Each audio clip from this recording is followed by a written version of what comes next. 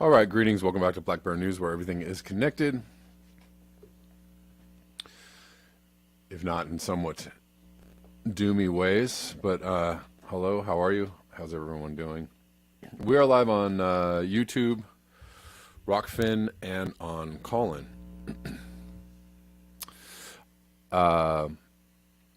You all know about Callin by now, I hope so. If you download the Callin app, you can listen to the show as a podcast, and then you can call in and say some things if you are of the mind. But anyways, welcome to you. We'll start out with, let me start out by getting my screen together. I'm going to start out with some, weather anomalies, extreme weather instances, things that are actually happening.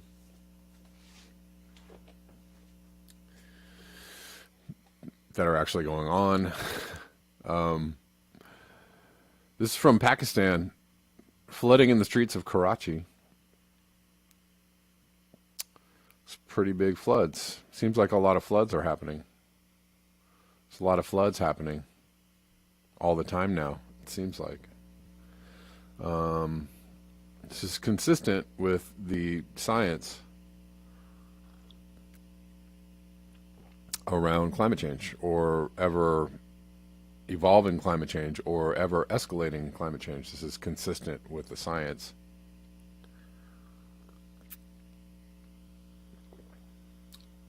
Stuff that was predicted, for many, many years, decades and decades and decades.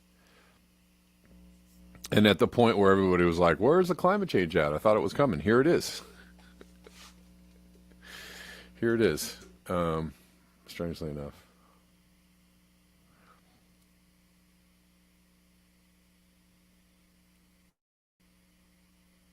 Oh, let me not forget to, I want to thank Richard McCluskey for the tip. Got an after hours tip. He says, for daily knowledge from BBN. So thank you, Richard. I appreciate that.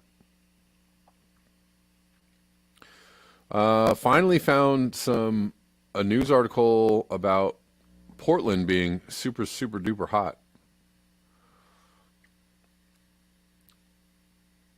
And these are all, so when I looked, did a search, can't speak. Did a search for some kind of coverage of Portland being excessively hot. Actually, for the next, I don't know, 4, 5, 6 days, it's going to be hotter in Portland than it is in Los Angeles. Again, all of these temperatures, and they're all varying. Every single outlet has, they're saying it's going to be 100 degrees for 2 days in a row. Again, this is off the charts, not supposed to happen. Extremely anomalous for Portland, Oregon. And absolutely no way this can happen without, climate change or abrupt climate change. Absolutely no way. That is absolutely what it is. And you don't need, there's not, on this particular subject, on this particular point, there is no, the science is out. I don't know. People are skeptical. People are still debating. They're not. And this is not debatable. The attribution of it to something being very amiss with our climate. Again, if you have, data and evidence to show that something else is going on, please let me know, because I want to just go back to being a happy human and just living my life and just being all flopping around like a happy seal on the beach.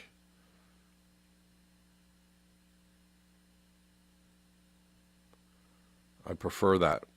I really would. Sometimes I do that anyways, just because what are you going to do? You're going to sit around and be bummed out? I mean, there's a lot to be bummed out about, and there'll be more to be bummed out about in the near future. In the future, there will be a lot of bummers. But, for now, things are fairly normal. So I do flop around on the beach like a happy seal, um, you know, whenever I can. Salt Laker says keep Portland weird. Okay.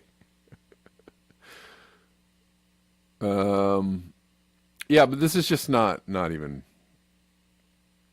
close to normal. This is not even close to like feels like it feels like summer to me. Okay.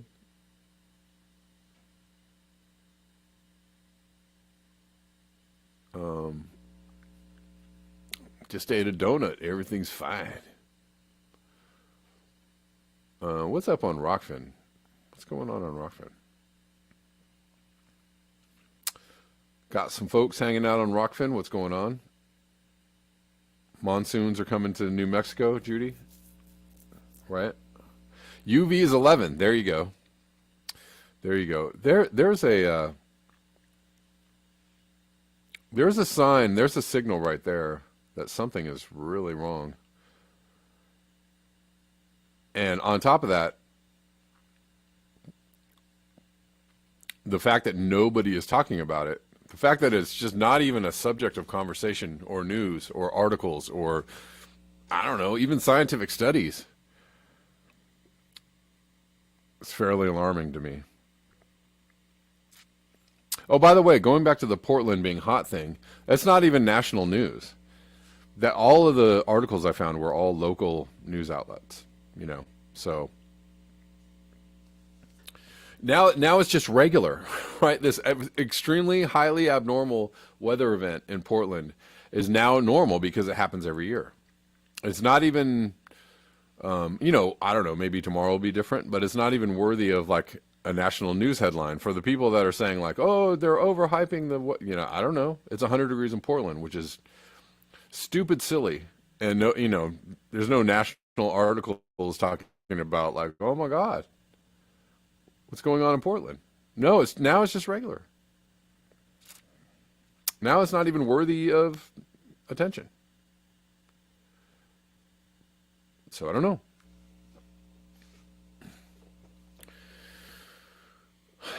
Um,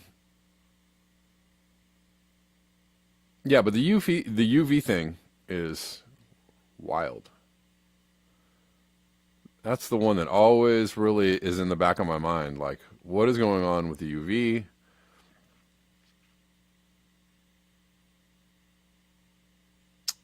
And there's a hold on one second here. Did I miss this?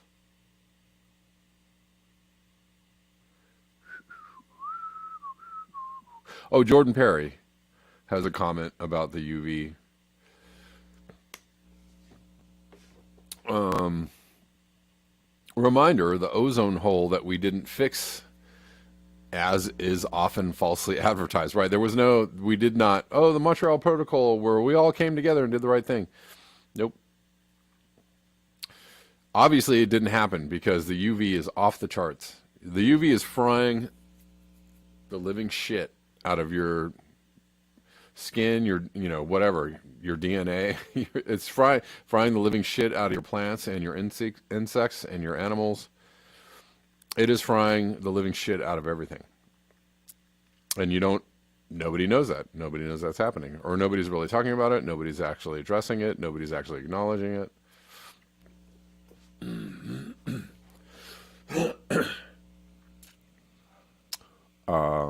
But Jordan Perry says, reminder: the ozone hole that we didn't fix, as is often falsely advertised, is caused mainly by CFCs, but there are other things that are chewing away at the ozone hole. Mostly from AC system leaks, as temps soar globally and millions of AC units are sold, with each leaking just a bit. All we can do is further inflame the world. Oops. Right. Someone goes on to say, in Europe, there's a huge F-gas or Freon black market. They cannot handle the banned CFC coming into the market. Big problem here. Most people think the problem is solved. No, absolutely not.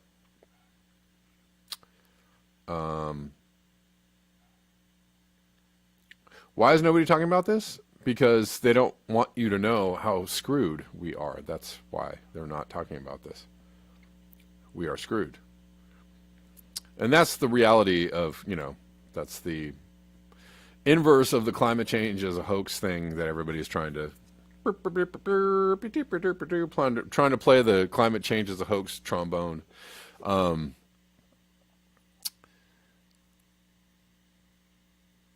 Which is funny in a clown-like circusy way. The actual reality is that we have bunged everything up really, really badly. And the powers that be actually cannot acknowledge that. They can't acknowledge that.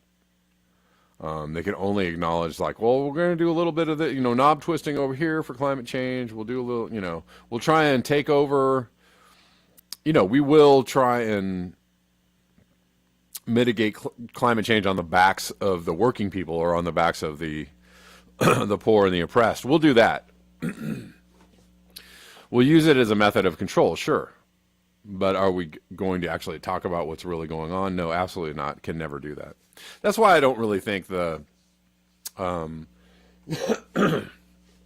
don't think, there was that Project Veritas thing about the CNN guys saying, we're going to shift into climate change next. They can't really shift into climate change. They can't really do that. They might think that they're going to, but they're not going to do that, because if you actually it's one of those things where if you call too much attention to something, you'll actually inadvertently allow people to become informed about something enough to know that you're bullshitting them, right? And then people will be really pissed off. So that's why they're not going to move into climate change next. That's why that's not going to happen. That it will not happen, because they can't acknowledge it too much. If you acknowledge it too much, people are going to go, oh, shit. Let me do some research on climate change, right? What's really going on? Let me check it out, right? And if you allow people to get into it, they don't want that. So they don't want people knowing about. That's why they're not talking about UV. That's why they're not really talking about the overarching scenario, the really big problem. They can only go like, they can only shoot out the climate change lasers a little bit at a time. And, in order to keep people somewhat satiated or in order to, give a reason for the control mechanisms, but they can't actually tell you what's going on. I have a call from Rudy. Okay. What's up, Rudy? How's it going? Hey man, I'm pretty good. I was just liking what you were saying, so I decided to call in. Oh, thanks, man. Thank you. Number to add to it. Yeah, I appreciate I'm it. 100% with you, man. I was wondering though, at what point do they not add much to the conversation and decide, in fact, just being neutral on it or not talking about it isn't doing enough to keep people from asking us to do something about it, because there will be people that are pushing on it. Yeah. And so at some point they'll turn against it. And I'm sure they've already started to turn against it somehow. Yeah, I mean, I it's all part of the great confusion that is probably going to get more confusing as time goes on, right? Because you can't, you're going to have things like, a bunch of countries declaring a climate emergency, but then like 2 or 3 years later, everybody's like, what happened to that climate emergency, right? They were like, well, in the meantime, we approved a bunch of drilling sites or wells, we approved some expansion into some other areas because we really need that oil, so. Yeah, and then at some point there'll be like some sort of climate reality. Sort of like with Roe. Now CNN's talking about a post-Roe world, and they seem to have now changed it into a sort of a state-by-state narrative. So they're like, oh, look at what Georgia's doing in this post-Roe world. And they're just getting us accustomed to the shit. Yeah. Yeah, exactly. And it's also, the climate change thing is something that doesn't really have a political, not in the capitalist industrial civilization world that we are accustomed to. There's no politically acceptable action, really, right? That won't require people to, do something drastically different, drastically change their lives, or it's all going to look like eco-fascism, right? Anything you propose is going to look wrong and fascist. So I don't, Yeah. it's as has been described as a predicament or a catch-22. The crazy thing is we're gonna get to a point, and maybe we're already there, where they're gonna be more able to destroy things than they will be able to, even like if they wanted to fix them. Mm-hmm. And Mm-hmm. Oh yeah. also, like, we're at a point where, as much as they don't want and as much as they don't need the chaos, because again they want an efficient world where they can break our bones and suck up the bone marrow, Right. but like, they sort of need the chaos is going to be their friend. And again, in the confusion, the powerful, you know is the one that sort of rules. Right. So it's going to be, they're going to be trying to control chaos in a way, Yeah. and always they're going to feed in the chaos. It's some crazy shit. Mm-hmm. Oh, definitely. And it's just why it's not going to really look, the future does not look very fun, it doesn't look like a good time. That's why I myself am enjoying like all the normalcy that I can right now. Like, things are somewhat, steady, at least where I am. Yeah, I'm super, super, super duper privileged to live like in a Western society, where things are still somewhat normal, and I'm just trying to like ride that wave for a while, because I know that eventually the normalcy will go away, and then things are going to get weird. I don't blame you. I appreciate the sort of real conversation we're having, because I've been sort of stuck on, something's about to hit the fan, and Yeah. I better make sure that I am extra neighborly. I find a community of people that know. Of course, I can't move. I'm here. I'm saying make my community into a community, because I've been Yeah. living in the internet for a while. And the internet is nice. You guys are lovely people, but you guys cannot email me water when I need it. Right. Exactly. Yeah. No, that's a great plan. Right. That's a really good idea. And I think, if you're one of the people that are actually aware of what is happening, right, and have some kind of cognitive ability to deal with it because you already are there, when things start getting weird, people are going to come to the people that know what's going right. They're like, "Oh, you knew about this all along. Tell me, what should we do? Right? Where are we going to go? What's going to happen?" So I think the more it's great, and you can also set yourself up to be, a guide, I guess, in the future. Right now, like people that understand what's going on are like pariahs, right? They're like, stop telling me all that doomy shit. Stop talking about how bad it is. Stop being weird. You're bumming me out. When things get weird, they're going to come to you. They're going to be like, oh, please help me out with this one, because I don't know what to do. Yeah. Yeah. Thanks, Rudy. I got to let you go and get back to covering some things. But thank you. I appreciate you, man. Yeah. All right.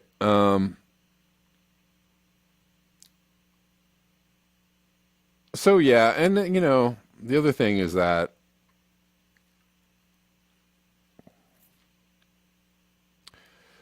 we are just so human centric, right? We are just so, it's all about humans. It's all about what the bad humans are doing to the good humans, or the big people are doing to the little people, and it's just all so, we're looking at everything from inside of this, shell of self-importance, and not being able to look outside that shell, and even people who are trying to get a macro like way lens out kind of view of the situation. People are like, yeah, you see what You see what humans are doing to the planet? Like even people are just pointing stuff like that out are now, starting to be called, kooky nuts and you're a eugenicist, you're a Malthusian, or what did I see? There was a tweet the other day that was like, climate change action is anti-human or something like that. It's like, well, sure. Yeah. On some sense that makes sense, right? Because if you're actually doing something to help the climate, you're going to have to push back the humans a little bit. Yes, it's anti-human, but some people are like, "Oh my God, how could you say such a thing?" I don't know, man. There's, broaden your perspective a little bit, possibly. I was just reading another article this morning about. And that's why I was late, because I was just reading a bunch of articles this morning. There was so many interesting things to read. I was like, "Oh, am I going to do this video?" But an article about archaeology history, looking back at how humans lived, 5,000 years BC, right? Way back in the Wayback Machine. And they were saying, oh, it's it isn't how we think it. It wasn't as brutal and primitive as we think it is. There were actually, higher, more highly evolved societies, and they were very weird and very different and very diverse, right? People, made up all kinds of strange ways to live, right? There are multiple ways to live on this planet. We just, we've been here for about 100 years doing the way we live now, industrial civilization. We'll call it 200 years. But in high gear, 100 years, high gear, industrial civilization. That's a very short time in the history of humans, right? Extremely short. But we think, because everybody has historical amnesia, nobody, or maybe people went to school but didn't actually learn anything, or maybe they just didn't learn anything. I don't know, whatever. But they just think this is the only way to live. This is how we live. This is the only way to do it. The only way we can organize ourselves. And we're stuck in this paradigm until we think like, oh, maybe there might be another way to do it. But meanwhile, you can call anybody who's calling out, who's suggesting that humans maybe don't live the way they're living now,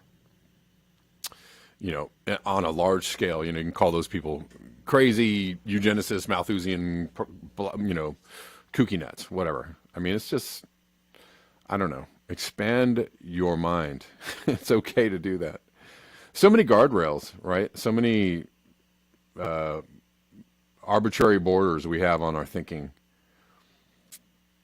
Even the people that are, consider themselves big brain thought leader, I'm thinking outside the box. I can see everything that's going on. Even those people have a really hard time actually, with some concepts because there's a limit, I guess.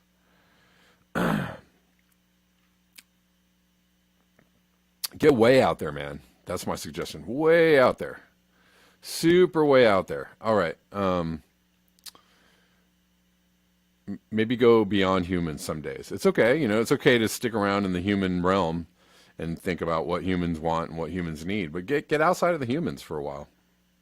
Consider, take an alien viewpoint once in a while. Oh, that's weird, man. Oh, aliens, are you saying you're a reptilian? No, I'm not. I don't want to be, and I'm not. But I mean, you can change your perspective, bro. Drop some shrooms or whatever it is you need to do. Get way out there. All right. Today was another scorching day in Andalusia with up to 45.4 C in Fuente Palmera, one of the highest temperatures of 2022 in Spain. So it's still going on, even after the headlines fade. The headlines have faded. And the heat goes on.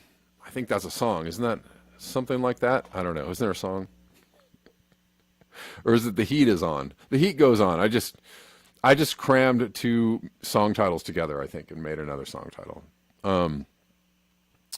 My Ode to Climate Change, The Heat Goes On. Days over 40 C since the beginning of 2022. 22 in Morón de la Frontera, 22 in Cordoba, 21 in Seville.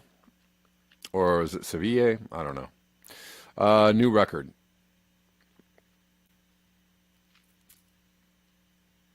So it's hot. It's hot, people. And the beat goes on. There you go. The beat goes on. The heat is on. The heat goes on. All right. Thanks for that, Dare Bear. Um, or is that Derek? Sorry, Dare Bear. Let's keep going.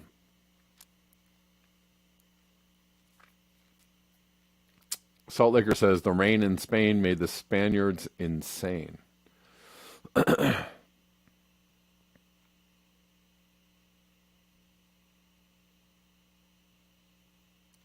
Basil Peterson says last week in Geneva, the WHO proposed their pandemic treaty. Oh yeah, oh yeah. I think we've talked about that a little bit.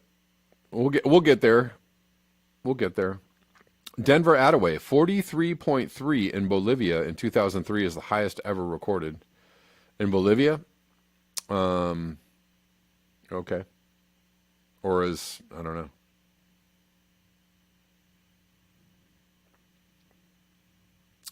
2003 was a big heat year though. Well,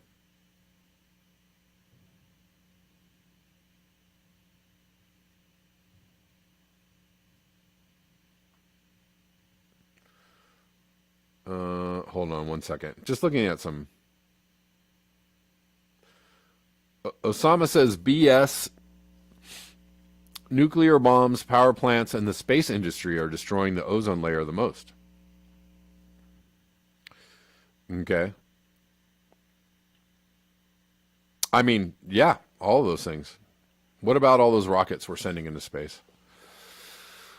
What about all the carbon we're burning in the space? What about all the chemicals that we're burning up in the there are so many, sources of destruction, right?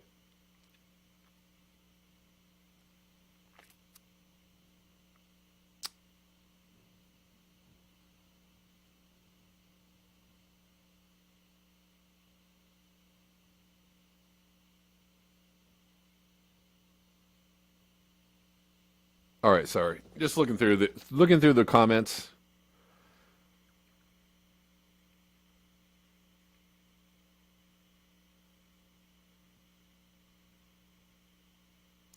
Steph C says the burn pits probably haven't helped either, right? Sure. Man. Um where are we going here? Okay, Phantoma sent me this. And we're just looking at some, the ongoing, well, the beat goes on, right? In planetary destruction. The beat goes on in industrial civilization. The beat goes on for, chewing up the world and spitting it out in our image. Apparently in the Congo, they are auctioning off some or the forest for some oil to some oil exploration. So there you go. This is in French, but I was looking at this thread, and most of the funny thing is most of the or sad thing is most of the comments are like, yes, all right, great, good job, good choice. We'll all be rich now, right there. Everybody's like, yes, bring on the oil. Like, okay.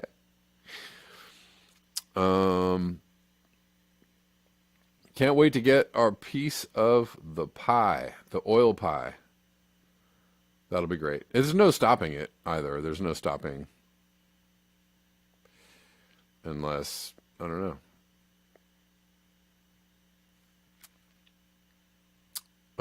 But what was I looking for? I actually found, I couldn't read the article that was linked because it was New York Times. I don't subscribe to bullshit propaganda outlets. I just don't give my money. I don't care who it is, New York Times or the Washington Post or, I don't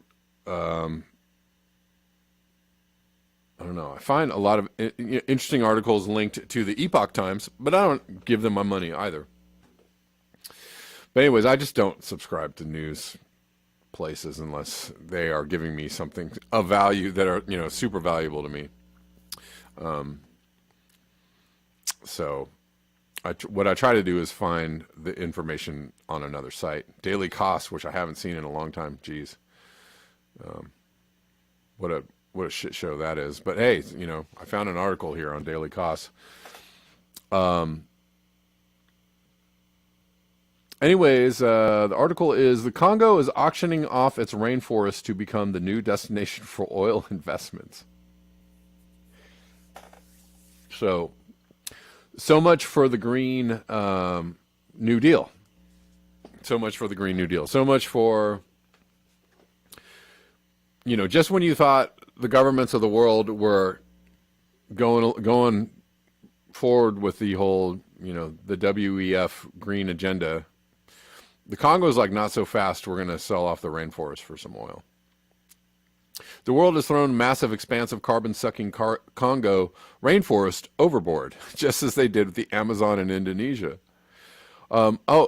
Here's apparently the Minister of Hydrocarbons for the Congo says, our priority is not to save the planet. Of course it's not. Our priority is to get some oil money.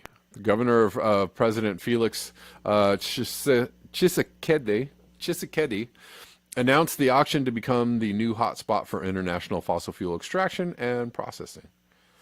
Super cool. The Congo, home to one of the largest old-growth rainforests on Earth, is auctioning off vast amounts of land in a push to become the new destination for oil investments, part of a global shift, as the world retreats on fighting climate change and a scramble for fossil fuels. Right.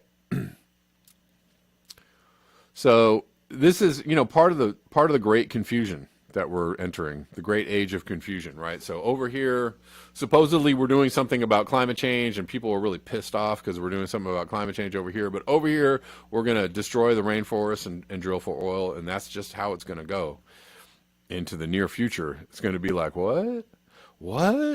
I don't know. What? None of this makes sense.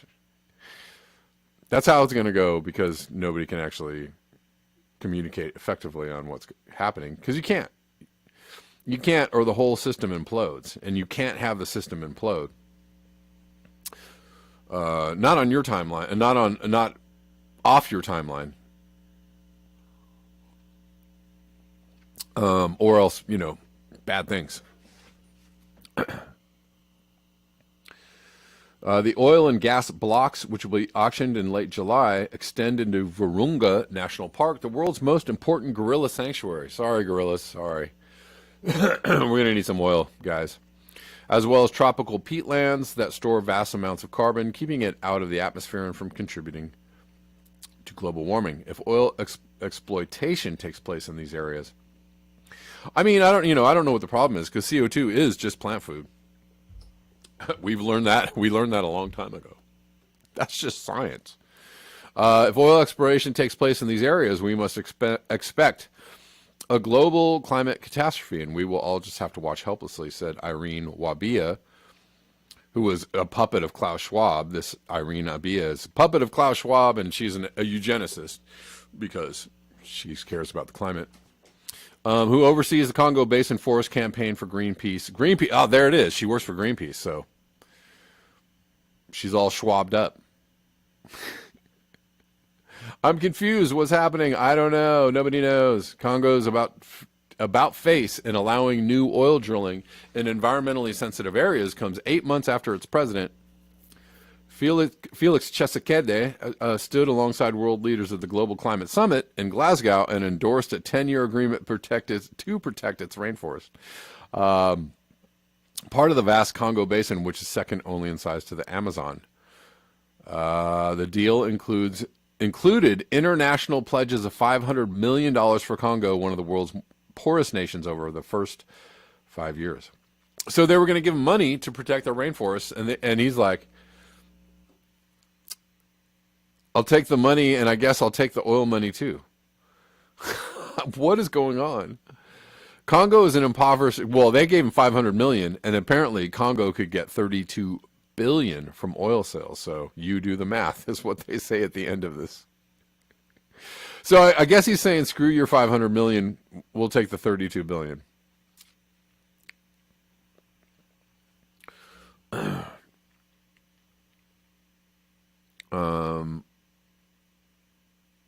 I don't know. Maybe the eugenicists should have offered them more money. I don't know. Maybe the Malthusians should have coughed up the bank. I don't know.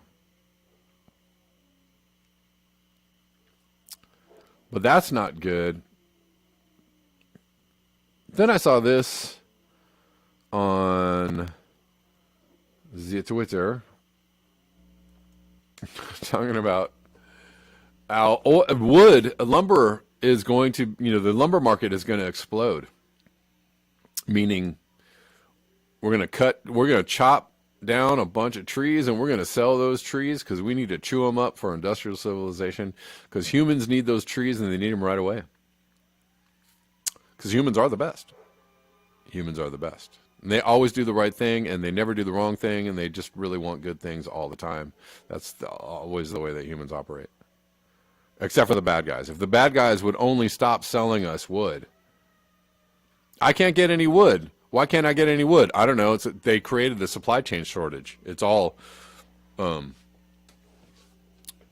is all designed and engineered, the supply chain shortage. I want my wood. But wait, I thought it was only the evil people that were chewing up all the supplies and destroying the planet. Only the evil people. I can't get my wood. I can't get my oil. I can't drive my car. I can't do my things. This is anti-human.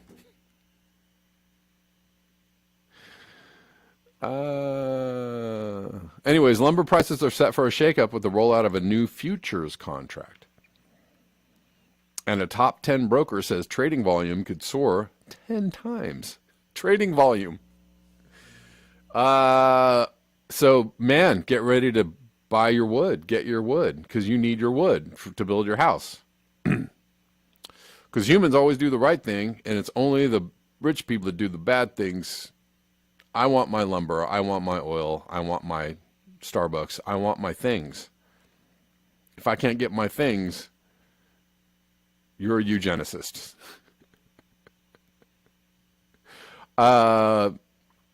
CME Group is launching a new lumber futures contract that could ease price volatility and boost trading volume. Starting next month, the new contracts will offer 1/4 the amount of wood. This will allow trucks to make deliveries instead of just rail cars, opening up. Great. So there's going to be more trucks on the road delivering wood. That'll be great. We'll chop down the trees. We will burn some diesel fuel to deliver those chopped down trees to you. And won't that be great? Supply chain fixed. Instead of just rail cars, opening up the potential for more trades. Trading volume set to soar, so they're gonna. I don't know. Won't that bring the prices down for lumber? I don't know. Do we even want that? Don't we want the prices for lumber to stay sky high? Gene says, and Americans need their steaks and hamburger and bacon and cheese daily. I need my meat. And I need my burgers. I need my meat.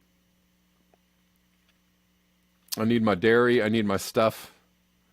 These eugenicists want to take away my stuff. If I can't get my stuff, it's anti-human. Do you see the conundrum? Do you see the predicament?